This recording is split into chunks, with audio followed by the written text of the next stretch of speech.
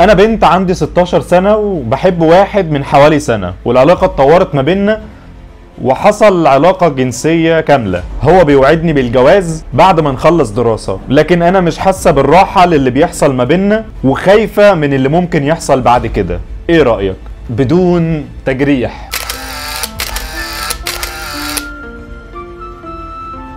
ولو عندك اي سؤال او اي مشكلة مكسوف تتكلم فيها، انت ممكن تبعتلي على لينك صارحني، انا مش هعرفك هناك.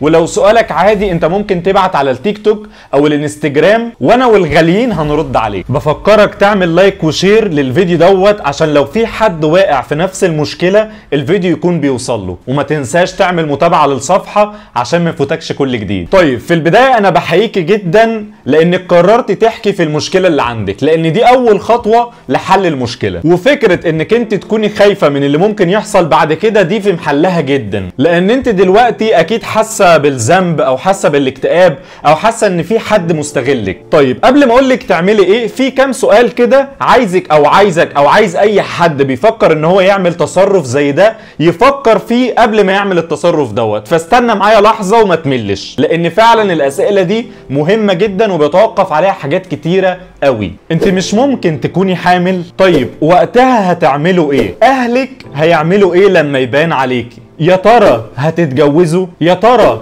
هتحتفظوا بالجنين؟ طيب مين فيكم اللي هيرعى الطفل ده؟ اياكي تفكري او تفكروا في موضوع الاجهاض، لان انت كده بتحل المشكلة مصيبة. لان الاجهاض مش بس قتل الجنين، لكن ليه تأثير سلبي عميق جدا. حسيتوا ان الموضوع كبير، صح؟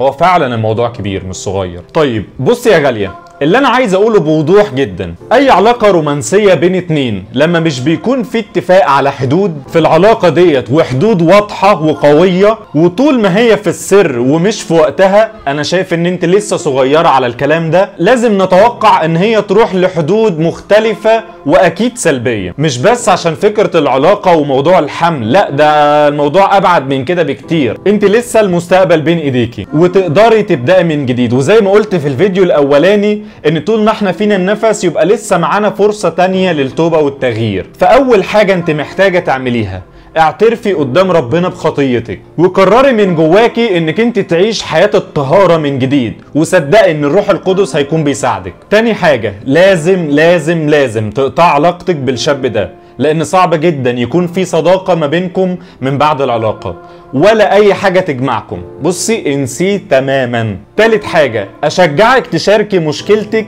مع حد يكون كبير، حد يكون محل ثقة. لو ما لقيتيش الحد ده ما تتكلميش مع اي حد وخلاص، يعني مش عشان انت تطلع اللي جواكي تودي نفسك في مصيبة تانية. وانا بقولك ليه تشاركي حد، علشان الحد دوت يكون بيساعدك ويرشدك عشان توقفي العلاقة ديت وتبتدي تعيشي حياة الطهارة تاني من جديد. رابع حاجة، فكري في هدف تعيشي عشانه. اسألي نفسك السؤال ده، نفسك تكوني ايه لما تكبري؟ فكري في خدمة معينة تخدميها للناس. خامس حاجة، خلي عندك وقربي من اصحاب يشدوكي للصح، اصحاب كويسة يشدوكي للصح مش للغلط. واخر حاجة عايزك تحطيها في بالك دايما، الله بيغفر، الله بيسند، الله يقدر يشفيكي من كل حاجة انت بتعاني منها، سواء مشاعر او افكار عندك. اتمسكي بربنا اكتر وقربي منه. اقري مزمور 139 هيشجعك انك تحبي وتقبلي نفسك وتقربي اكتر من الهك. بس كده، اعملوا لايك وشير كتير علشان الفيديو يكون بيوصل لناس تانية، ممكن الفيديو دوت يكون سبب في مساعدة حد. وما تنسوش تعملوا متابعة للصفحة عشان ما يفوتكوش كل جديد. باي باي.